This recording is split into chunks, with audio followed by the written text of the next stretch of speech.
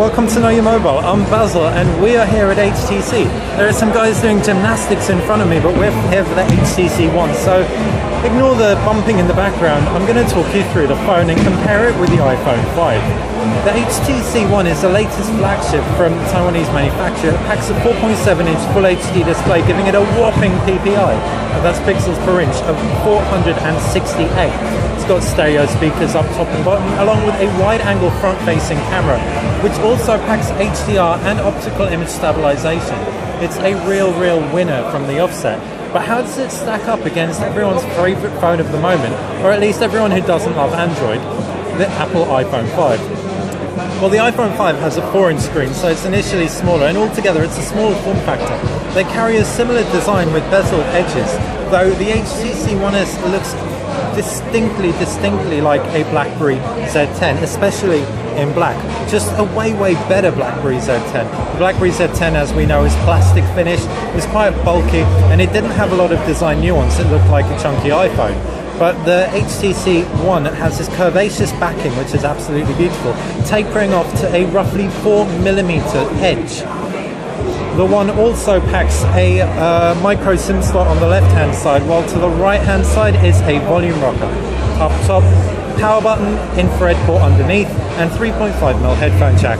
Down below, micro USB port, and on the reverse is the camera and the flash. That's a 4-megapixel camera, but don't be put off by the pixel count. Packs something called ultra pixels. What is it? Just a regular pixel, but bigger, which means low light performance is going to be pretty immense. You can see some plastic banding along the HTC One as well. That's because it's got NFC technology, and obviously you can't work that into full metal, so HTC have found a really great workaround, and it feels very rich, like a unibody device. Indeed it is. The iPhone 5 is a lot more traditional. It's got a home button. On the left side's a power and a toggle, as well as a volume button. Up top is a power button. Down below is a lightning connector and speaker with a 3.5mm headphone jack. On the reverse, you have that rear-facing 8-megapixel camera and all the standard Apple insignia, etc.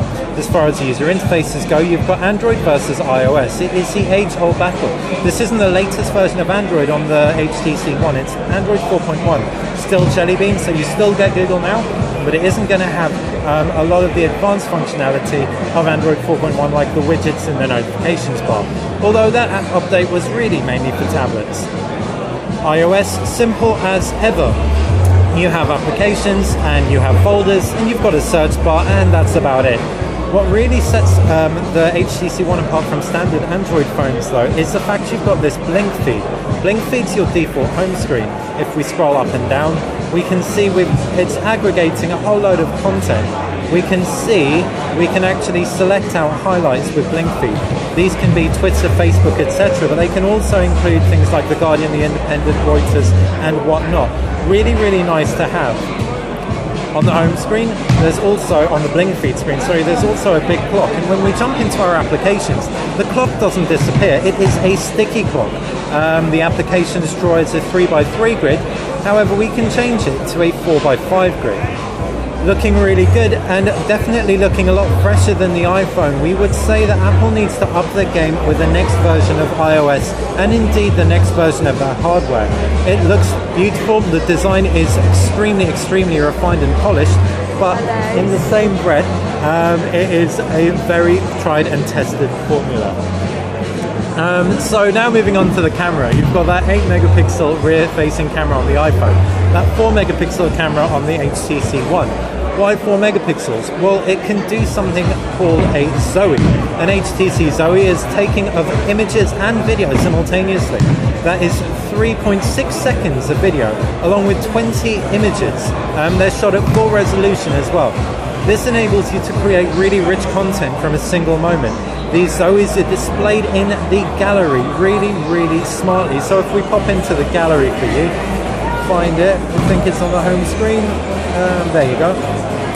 We can see, if we actually look at a Zoe, my photos, some of the elements are actually going to start moving. There you go. It's kind of like Harry Potter, they just move out of place. So right there, it turns into something called a highlight video. a highlight video is when Zoe grabs the HTC One grabs a whole load of videos and amalgamates them together into something altogether more special. We can also do things like sequence shots, which we can show you. It's all taken from a single shot. There's a whole load of special effects on the HTC One for you to sink your teeth into. Whereas the iPhone 5 is good, it's solid, it has a load of useful applications, but it's nowhere near as creative.